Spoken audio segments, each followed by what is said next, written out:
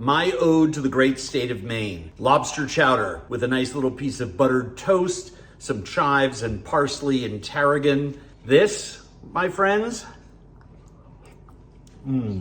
inspired by Maine Week, a state that I adore. How do we make this? In 3, 2, 1, I'm gonna show you how. The first step in this process is to dispatch our lobsters. These are live lobsters. I have 3 of them. Omaris americanus, otherwise known as the Maine lobster, the North Atlantic lobster. This is a beauty. Pound and a half in general kind of works for me. Not too big, so none of the meat is tough. Small enough so it fits in conventional pots and pans. And you have to dispatch them. And there's a couple ways that you can do that. So the humane way to do it, if you really have problems with it, is just put them in the freezer for 25 minutes. They go to sleep, and then you can put them right into boiling water, or you can place the knife right in this groove behind the eyes and before the tail starts. It's about halfway down. You can kind of see that there's a line there. If you place your knife right in front of that groove and put it through, it instantly euthanizes them. Now, some people have a problem with that. That's fine. Use the freezer method. What I do is whatever box they come in or box that I have, in the garage, or, even a cardboard lid of some kind, is place them in that and then plunge the knife through. And by the way, you can put a towel over the lobster, even paper toweling, so that if you don't have to look at it. I don't. I just need something to catch any liquid that comes out of them, right? Makes sense. The other thing that I want to do is put about 1.5 inches of water in a big pot, put a metal steaming basket in it so the lobsters don't go in the water. I prefer steaming the lobsters for a couple of minutes before I start to break them down when I'm making chowders, salads. Anytime I want to extract the meat, but I also want to save the intense flavor of the shells for a stock or soup. So which knife do you think is best to dispatch a lobster? A 12-inch knife, a 8.5-inch knife, or something smaller and sharper? You guessed it right, something smaller and sharper.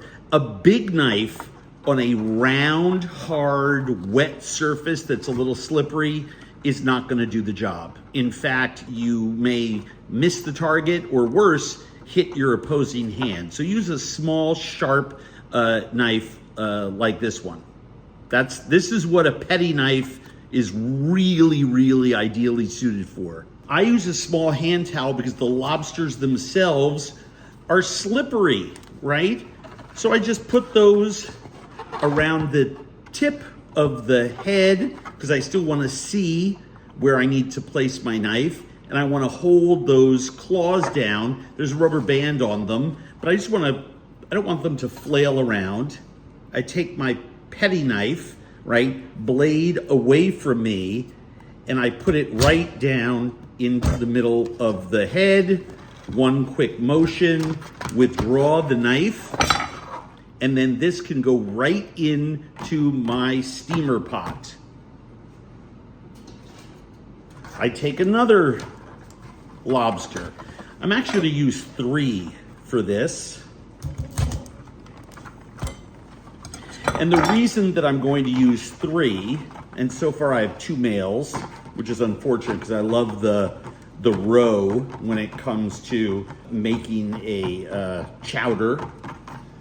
And the reason that I'm making a chowder with 3 lobsters is, you can do it with 1, but if I'm gonna go through the trouble of making a dish like this, I definitely want, oh, there's a female. I wonder if she'll have eggs. We'll see. I definitely want to make a big boy batch. It freezes well. And that's super, super, super important to me. Cook once, eat many, many times. This is gonna be delicious.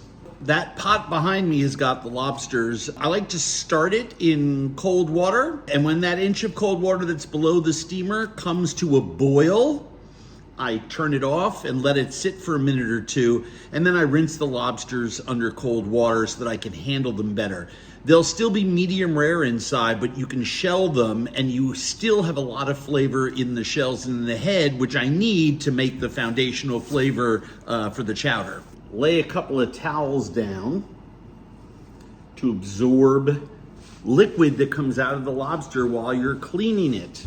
It'll really help you when it comes to restoring the kitchen to order, shall we say.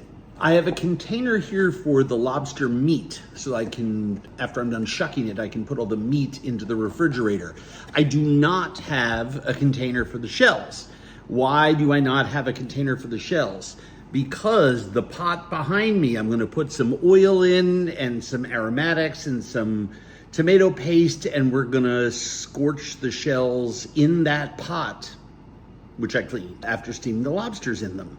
So the shells will just go right into that pot. Some liquid will be there, that's fine. So let me show you how to break down a lobster. It's super, super easy. And again, remember, this one is just medium rare on the inside. But it's the same if you're doing a cooked lobster for lobster rolls. Let me lower the camera here so you can see it and move some of my stock out of the way and some of my dry seasonings. The first thing that I do, and you can do this over the container, is just take the claws off. They just twist right off like that. The next thing that I do is I simply twist the tail out of the head. And I don't know, but there's probably about a tablespoon or so of lobster juice already in the bottom there. And I just take the other part of that out. So now I have the two claws and I have the tail sitting in front of me, and I'm left with the head.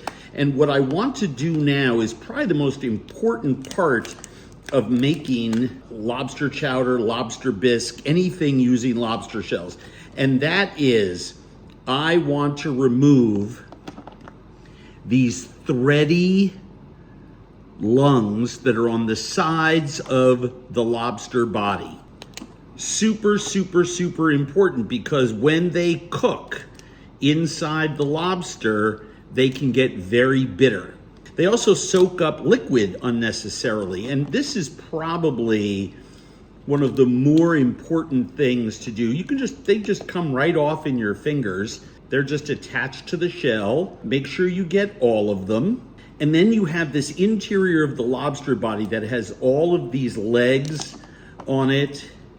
And I just want to break these legs right off the lobster body. And with a small lobster like this one, you can just break the body apart into a couple of pieces. This carapace, this shell right here, doesn't have a lot of flavor in it. However, the head, which is here, has a ton of flavor in it, but I remove this little head sac that also has some bitter flavors. And I take this part of the lobster and I put it in there as well. I also have all the tamale in there. That's such good flavor. And I put this here. Now, what do I do with this carapace? It's kind of empty. You can crack it into pieces. I just find the smaller the pieces are, the better. And then I can take this entire thing and dump it into my pot. Then I come back over here and I twist these tail pieces, these fans that are on the back end of the lobster, throw those into my pot. And then I can see the meat in here is still a little bit raw in the middle. It's perfect. It's not overcooked because it's gonna heat up in that broth or that lobster chowder. We're gonna add it at the end.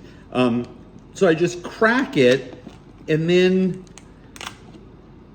peel, just spread it with my fingers there, push this through, and I've got this delicious piece of lobster tail. And I've got these pieces of the shell. I'm just gonna crack this with my fingers. Whoop.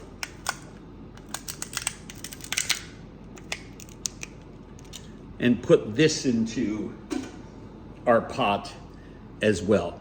So now I've got my meat going in there. And I'm gonna do the same thing. There's always a lot of liquid in the shells and in the knuckles. Dripping out of there. Slip the bands off. We don't need those anymore. Slip off this hard shell and drop that into one side. And I give that a nice shake because you can see lots of liquid comes out of there. I want that liquid, right? So I'm just gonna stand that up, and I'm gonna do the same process with this other piece. Just jiggle, jiggle, jiggle, right? Because I want those beautiful pieces. Every piece of lobster meat on there is important to me. And then this is fairly soft. However, it's hard enough that if I crack it and thick enough that I risk cutting my fingers. And you can get a really bad cut from that. So just place it here and give it a whack with the back of your knife. And when you do that, it breaks apart in pieces and you can extract a perfect piece of claw meat. And I'll lay that on top of my tail. With the knuckles, just break them into pieces. You can actually push the pieces of meat through with your fingers. And these shells and the connective tissue that's with them has so much yummy meat on them. And this piece just comes out like that. And we just lather, rinse, repeat. And it's an easy process with every piece of the shell, with every piece of the lobster meat. And I just do the same thing that I did with those other pieces of lobster shell. I just put this into my pot. Now, this is always the one that everyone says, oh, how do I get through that really big claw? Same thing, a nice firm whack, right? And this shell comes right off. I want to make sure that I don't get that all mixed up with my meat. Sometimes you give it a whack on the other side and you can extract the entire claw right there. And because you've only cooked it just to medium rare, some of those internal bones will come right out as well. So now I have the meat of one lobster in here. Whoops. I have the meat of one lobster in here, the shells and the tail and the knuckles.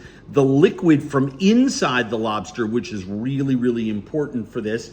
I'm just gonna set that aside and I'm going to repeat that with my other lobster. Okay, my third lobster here was the female.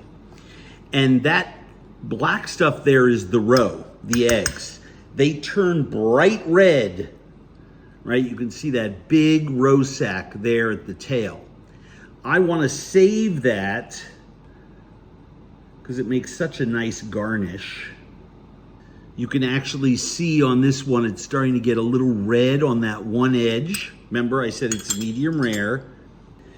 And the roe goes all the way up the body of the lobster through the tail.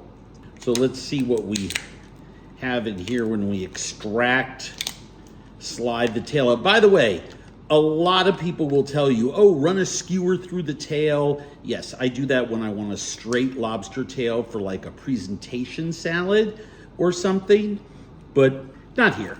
I'm just dicing it up. It's a wasted step. I'm making chowder. I'm not making a lobster salad for Eric Repair.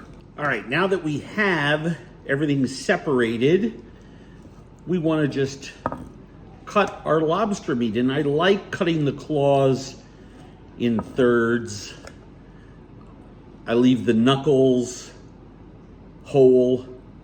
I mean, it's just very important to me that this be lobster chowder, right? I mean, I'm not looking to have it be a delicious chowder that just has little shreds of meat in there. So I'm just slicing the tail in oblique cuts, which just means angling my knife, sort of creating triangular pieces, a little easier to eat. Anything that comes off, I scrape into my container. And then I have all of these juices at the bottom and some of the tamale, and I save that. And it's just gonna get stirred into my soup at the last minute.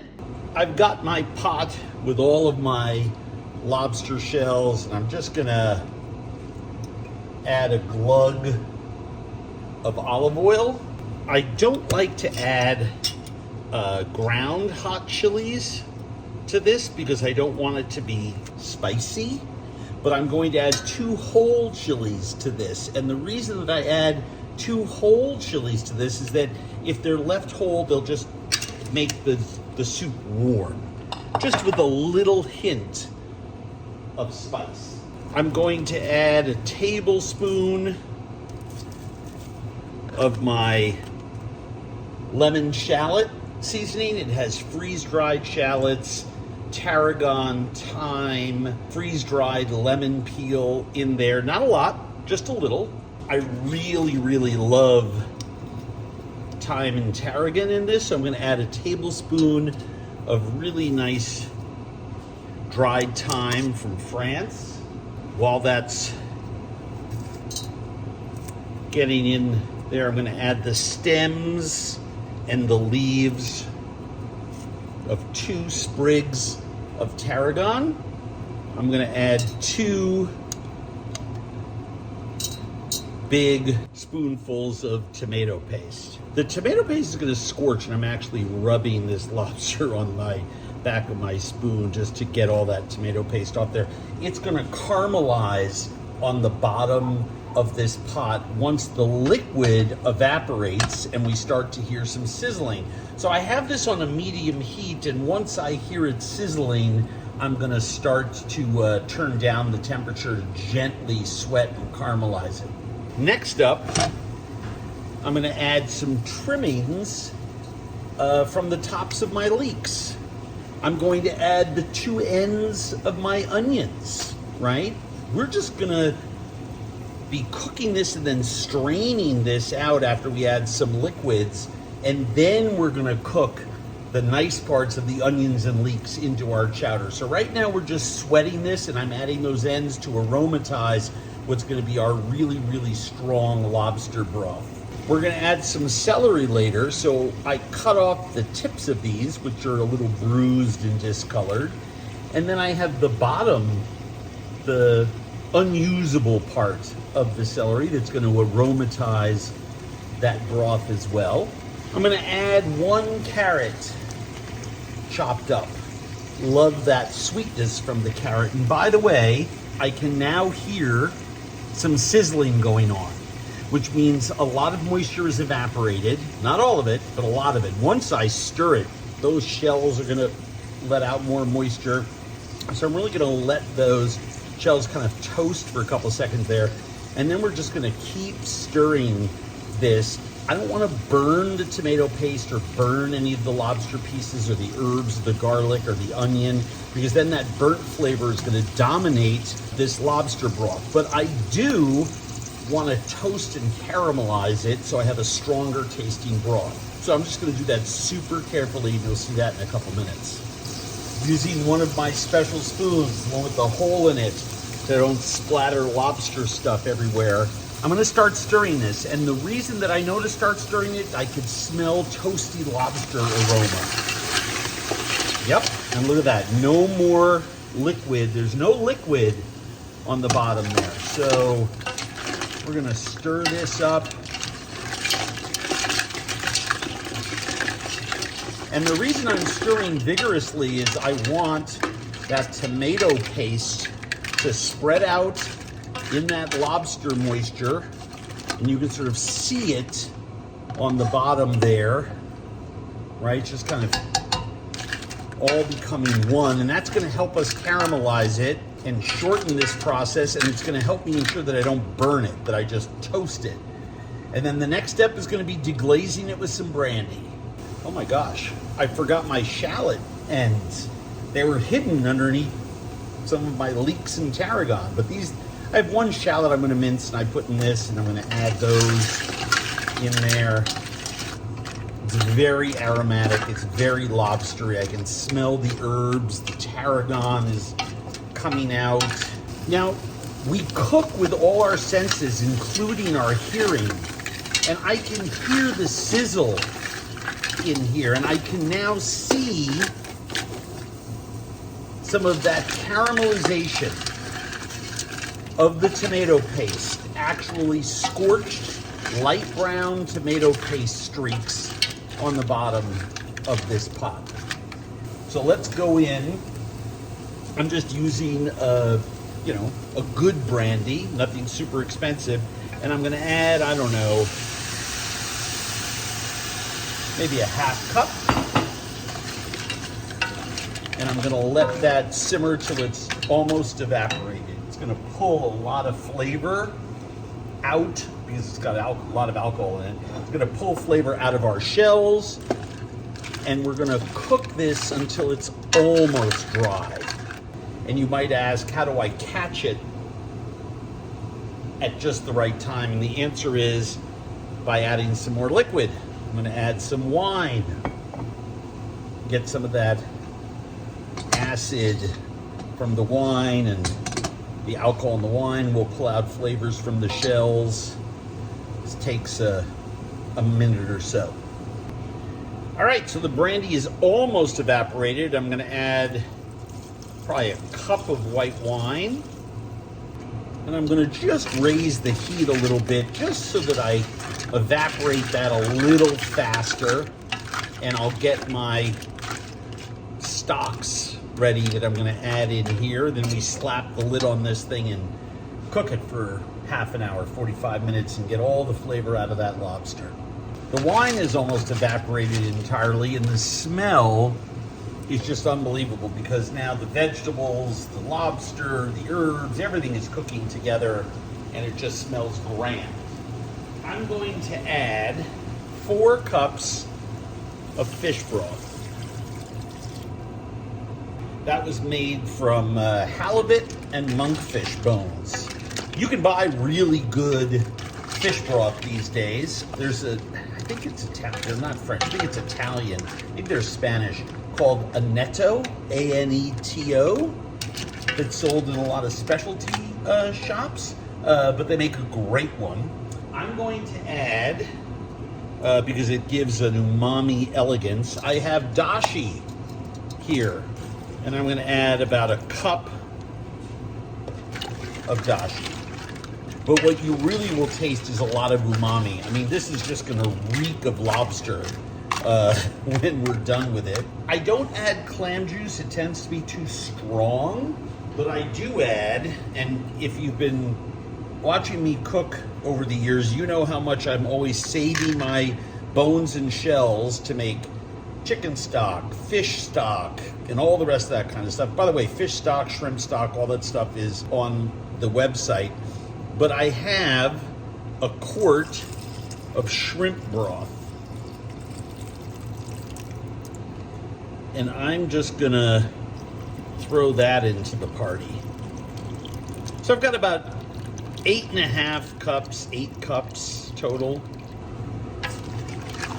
And we're gonna bring that to a boil. But it's basically, this is what we call enough broth or stock to cover. And we're gonna cook this for a relatively short amount of time. I mean, I'll let chicken broth go for 24 hours, but I only want this, or stock, to go for like 24 hours. I only want this to cook for about, I'm just gonna say 45 minutes from the time it starts strongly simmering to the time I take it off and strain it because I want the lobster flavor to come out, but I don't want it to taste like iodine or shell. And the secret to making fish stock with fish bones, shrimp stock with shrimp shells, lobster broth with different stocks and vegetables and things is to not overcook it. And you can taste it, like taste as you go. That's how you learn all about the flavor transfer. There we have it. Let that come to a strong simmer. You can see this coming to a strong simmer, low boil, whatever you want to call that. The aroma's beautiful. I didn't burn anything. So we're going to stick the lid on there, and we're going to turn the heat down to something low so that we maintain a simmer. I'll peek at it in a couple of minutes just to make sure that it's not too strong a simmer or too low a simmer. Just a nice light simmer, and let it go for about 45 minutes. So while that's simmering, let's cut our vegetables. First up, those leeks. Split them, give them a nice rinse. I'm really happy to show you there's dirt in between those leaves. So you want to make sure that you rinse them. So I'm going to cut these leek pieces and give them a nice little rinse before I chop them. So I'm going to grab sort of 3 halves at a time.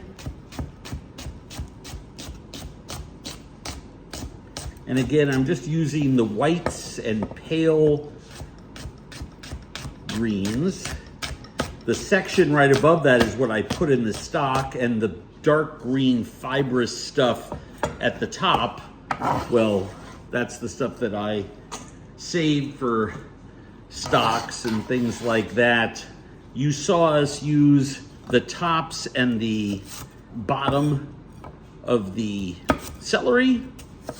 So I'm just cutting these celery spears into 1/4 inch pieces. And what I'm shooting for here is, a cup and a quarter of each vegetable. Leek, carrot, celery, onion and shallot mixed. These are some rinsed and washed carrots. I'm just gonna cut these into coins at an angle. I love cutting vegetables for chowders into different shapes. So we have half moons of leek, we have square 1/4 inch dice of celery, and now I have this sort of ovaloid shape on the carrot. It's gonna be a yummy chowder, I can tell you that. Onion, the usual. And when I have both ends removed, it's easier just to make slices.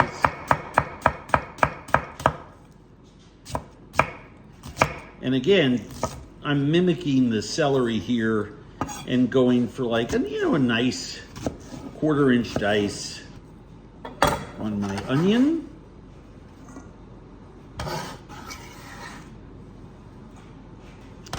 And I'm going to do the same with my shallot. Let's do a different shape. I'll just do thinly sliced. That way people can bite down on nice pieces of shallot. We're also going to finish this with chive. So we have 4 alliums in here: leeks, onions, garlic, shallot, and chive. And they all have different flavors. All in the same family, but all with different flavors. That's our bowl. But wait, there's more. Can you have a chowder without potatoes? I don't think so. These are some really beautiful, and by the way, you don't need, any potato will do, but I happen to love tiny little new potatoes. These are about the size of my thumbnail, and I'm just gonna cut them in half. That's all we need to do to them. They'll cook in the same amount of time that all these other veg do. But wait, there's more. I wanna put tarragon in there a couple different ways. I want the tarragon that's in the broth right now, but I'm also gonna strip some leaves off of there so that I have that beautiful, bright, fresh tarragon flavor in my chowder itself. And I'm gonna do the same thing with parsley. We are building something incredible here. Well, it's a symphony. So if you dump every single ingredient into a pot all at once, and then right on up to the cream that's coming later and the lobster pieces, and you cook it and then you dump it into a bowl, it'll taste good. But by layering the flavors at different times and duplicating some of them, we're creating something symphonic. A handful of bigger pieces of parsley just cut right off the top. That's gonna go into our bowl with our veg. But I do wanna take a few tablespoons of parsley, chop it very finely, and I'm gonna use that with our chives to garnish this dish at the end. Little chopped parsley, I have some nice chives from the market. And then I'm just going to cut some really fine chives here, a few tablespoons, and I'm going to put them in there with my parsley and put a little damp paper towel on the top of it. That'll be a lovely garnish, along with a pat of butter. You heard me right, a pat of butter. Well, as Holmes always said to Watson, the pot thickens. Well, actually, he used to say the plot thickens, but I'm gonna say the pot thickens because this is now ready to be turned off. It's been simmering for about 45 minutes. We're gonna let it cool for a couple minutes, then we're gonna taste it, strain it, and we'll get on with the business at hand, shall we? All right, so some people like to let this cool completely and then they put it in a blender. I find that's a real problem. Some of the soft shells will puree right up, but you know, good luck getting a blender to not burn out if you're grinding really big shells like that. So what I like to do is use an immersion wand. And this one is a pretty strong one from Vitamix, but KitchenAid makes a great one, Breville makes a great one. And all you want to do is turn it on and get it to high. And you just want to push down on some of those soft shells and vegetables. I'm not going after everything. I just run it along the bottom here. And I now am stirring to avoid the big shells. And that's it. With that simple action, doubled the flavor. New pot. And I'm using that just because it's big. And I have a chinoise here. It's named because it supposedly looks like a china cap. It's often called that. I think we have to come up with a new name for these. I buy them when they're on sale, which is frequently, check Amazon, get a good one that's nice and strong and really sturdy, because that way you can press down on solids. All we're gonna do is we're gonna take our stock and I'm going to scoop it in there in batches and press down on it and then just keep discarding the shells. If you dump the whole thing in, it's gonna spill all over.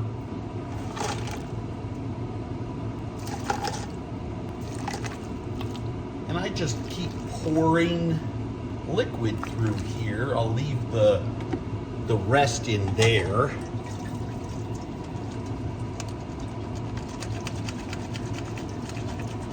And you can see what's come out of there. Kind of looks like lobster bisque, except it's thinner than that, but it's just got that incredible aroma. Use a sturdy spoon, whatever you like. I'm a real big fan of pressing down on the solids, but be prudent about that.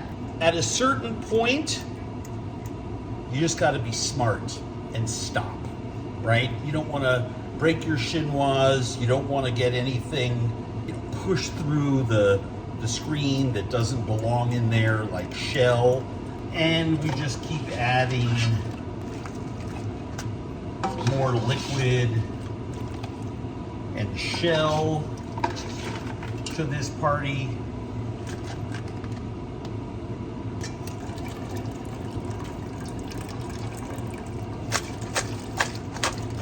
We get a nice steady stream. And then I can push down on this and really extract everything beautifully, beautifully strained. That right there is stunning. Wipe your spoon off so you don't get any shell in there, and give it a taste. Wow, perfect. No bitterness at all.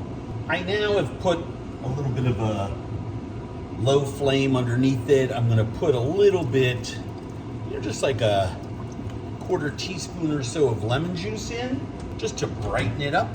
We're gonna quickly flash saute our veg and put that in there. We'll start seasoning it. Eventually, after 20 minutes, when all the vegetables are tender, including the potatoes, we'll add our lobster, which will put another, remember, cup and a quarter of lobster juice back in there. So if we have some reduction now, we're gonna not lose anything in volume at the end, but the reduction now will just intensify the flavor a little bit. So we don't mind simmering. So earlier we talked about building layers of flavor. Put a tablespoon and a half of butter in that pan. If I dump the vegetables into the broth right now and simmered it, it would taste good, the finished product, but it's gonna taste great because I'm going to add all of this veg and saute it, kind of give it a little hard sear in this butter right here. And then that's gonna go into the soup when we simmer it. And we are really gonna make some high impact deliciousness right here. Butter is foaming. Let's go in there with all of our veg. Sprinkle that with a little bit of salt. Season that with a little pepper. We'll season the soup later on, but I'm seasoning the veg. We did not put salt in the broth. We don't want to season the soup until the end. And this is already smelling awesome. So again, the reason I'm putting a nice sear on this veg is layers of flavor, layers of flavor, layers of flavor. But I'm not looking to brown anything. I'm just looking to sear it a little bit and get some flavor out in there. This is our broth, our base, right? Which is beautiful. And I'm just going to slowly add all of this in there. Starting to look like a chowder to you? Lobster chowder. The best. Yummy. It just reeks of the state of Maine. It reminds me of cold, late fall and early spring mornings with my dad eating a bowl of this at a restaurant like the Porthole or 4th Street. It's kind of come off menus as of late, which is sort of weird because lobster's getting more and more expensive, and I love things where you can eat the meat and then, I mean, you don't even need to you could have eaten that lobster meat in one dish and then used all the shells to make this and get a whole other meal out of those shells with this soup. This has been simmering for about 15-20 minutes. I just tasted it. The herbs, the vegetables have now rounded out those flavors, and it's time to cream our soup. So there's about 3/4 of a cup. Give that a little bit of a a stir. I usually like to put about a cup.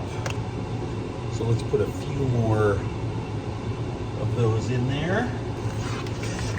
And we're gonna bring this to a simmer and let it cook for about 10 minutes and let the cream add some of its flavoring mojo to our chowder. So here's where things get really interesting. That cream has thickened that soup, and it's time to add that.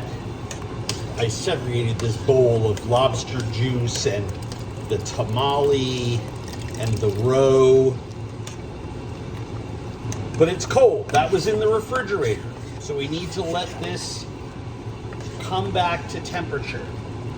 The perfect body. And this is also when, because I don't want to cook it anymore, I want to take all of my lobster meat, all of that chopped meat. We have, 3.5 cups of it. And we're gonna put that in there. And the reason I do this now is because, and you can see, because it's medium rare, we have some juices there, and it's just more intense lobster flavor.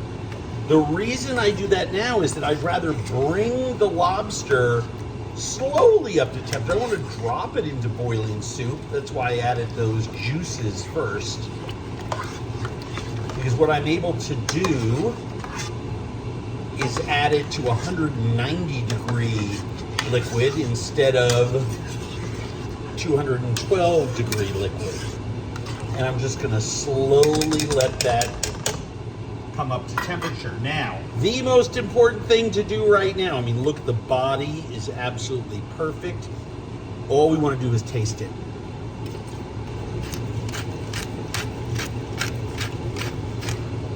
A little pepper, a little salt. And I don't taste it for salt until all of that lobster juice is in there, because there's so much salinity in there. Remember, we seasoned our vegetables with salt. We're just gonna slowly let that come up to temperature. I have this on in between low and medium, and I don't know if you can see, but there's little steam coming off there. I just don't wanna make the lobster meat tough. It's been about 3 or 4 minutes, and it's about to come to a simmer. But I think you can see here how many, well, just the volume of solids that's in here. You can also see, I hope, those little red flecks. Those little red flecks in there, like on that potato, are all those lobster eggs from the lobster roe. Remember that we put in there? There's a big piece right there. If I see a big piece, I just break it up. Remember that parsley and chive mixture? We are gonna put that on top of the soup as garnish, but it's really nice just to throw a little bit into the soup to season that as well. That's the second time we've seasoned with those herbs. Look at that.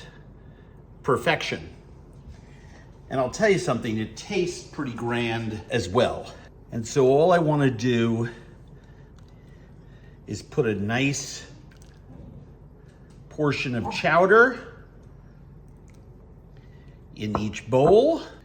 You can see just loaded with meat and vegetables. Pretty darn epic. Now, great chowders to me are always served with a little pat of butter melting on there, kind of emphasize the richness. Some chive and parsley, so you have that third seasoning of those herbs. Some people like oyster crackers with this. My dad used to tell me all the time, buddy, when you serve something like this, there's nothing better than buttered toast. And so there you have it. My tribute to the great state of Maine, lobster chowder with buttered challah that was left over from Passover. The irony is not lost on me. This stunning lobster chowder just with a ridiculous amount of lobster in it. One of the best things I've made in a long time. Inspired by Maine Week, a state that I adore. Lobster chowder. Get on this.